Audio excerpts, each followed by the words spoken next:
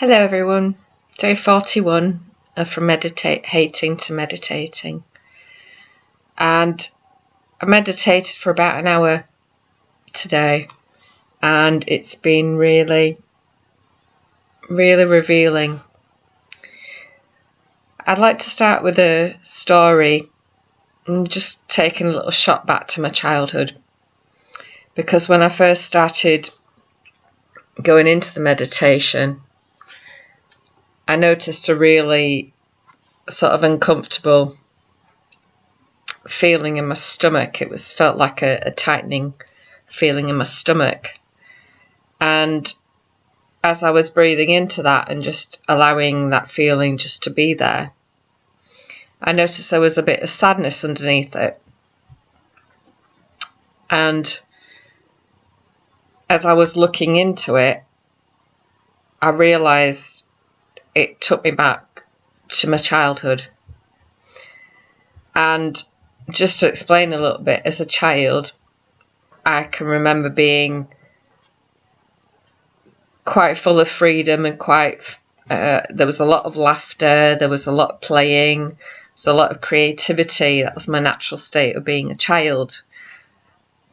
There was also another part of me that was quite shy, that was quite perhaps wanted to please others, but I also realised that this sort of has come about from the way I've been brought up. And no disrespect to my parents or anything, but it's the way that they were shown how to be brought up. And this is annoying me, I totally love them, so I'm not saying this as any form of disrespect to them. But as I grew up, I can remember having a lot of feelings, whether it be angry feelings, whether it be happy feelings, whether it be frustrated feelings, whether it be excited feelings. And I can remember learning that some of the feelings weren't acceptable. So it wasn't acceptable to be angry. It wasn't acceptable to put myself first. That was seen as selfish. It was acceptable to please other people. It was acceptable to put their needs before my own needs. It was acceptable to be the little girl who just smiled and was happy and listened to others. That was acceptable. So I grew up with the notion that the identity that I had to please others, I had to not show my emotions, especially my angry emotions or my sad emotions. They were a bit of a taboo subject. And I learned how to control myself to such a point that a lot of these emotions weren't expressed, even though I felt them in my body. Instead of allowing them out, they would build up inside of me like a pressure cooker, and eventually they would explode outwards, just like emotions do. Emotions and feelings are trying to work their way through your body, and when you hold everything in like a pressure cooker, eventually it's going to explode.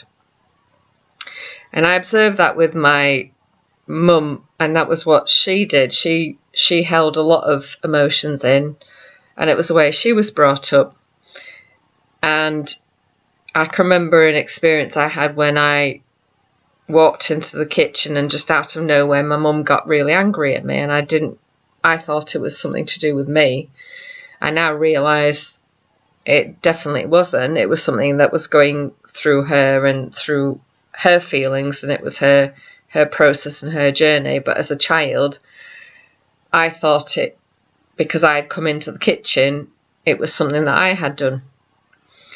So I learned how to control myself. I learned how to control my feelings. I learned to be someone that I'm not. And sometimes that control would go outwards, because when I found that I was in situations where I felt a bit unsafe around someone, I tried to push that control outwards, because it made me feel safer to do that than just to be okay with how they were at the present time. I thought that because I was controlling myself, that by controlling situations and other people, it would make me feel safer. But that didn't work at all either. That was just caused me stress, anxiety. It caused me a lot of problems in my relationships. It caused me being misunderstood, and it wasn't something that I was consciously aware of. I did it subconsciously without even noticing or realizing it. So this feeling came up in my stomach, and it was definitely that feeling of feeling controlled and feeling held back. And I can remember watching one of Kyle Cease's videos, and he always says, you know, when thinking about situations around you and other people, imagine that you're an apple tree and your job is to make apples. So your job is to make to make apples. That's your job, essentially. Your job is not to look at another person who's a pear tree and say, you shouldn't be making pear trees, you need to do it this way and you need to do it that way. That just makes no sense whatsoever. So as I was sat in meditation, I was shown this this man came in who was really, really loving, and he wanted to show me who I was. So I sort of felt that I wanted to be something a bit different. So I was shown to be a fig tree, but each of these figs were a part of who I was. That's my dog, Ricky. Were a part of who I was. So one fig was my kindness. Another fig was my frustration at things not going my way. Another fig was the joy I get from writing. Another fig was my playfulness. Another fig was my intelligence. Another fig was the joy I get from just being on my own. Another fig was my joy being around children, around animals. And it was all these different figs that were all parts of me. Even the part of me that was, you know, trying to sort of control others. But whilst I was allowing that just to happen in my body, it seemed to dissolve and the feeling went. So whether that's been processed through my body, I don't know at this stage, but it felt kind of freeing, kind of allowing, and it actually brought tears to my eyes, because I was seeing myself as this fig tree and all the different parts of me. And as each fig dropped off, so let's say the nurturing fig dropped off, I just saw a person catching it and taking a bite of this fig, and how they felt nurtured.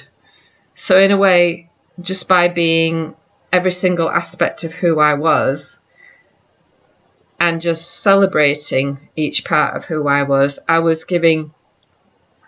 So by dropping this fig and someone eating the nurturing, they were being inspired or being shown it was okay to be nurturing as well towards someone else that they maybe know, or perhaps to a complete stranger.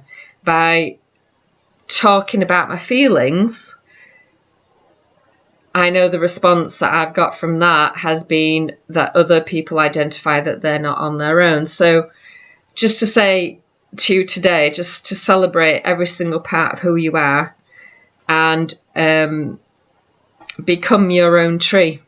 So from fig tree to me, day 41. See you tomorrow. Bye.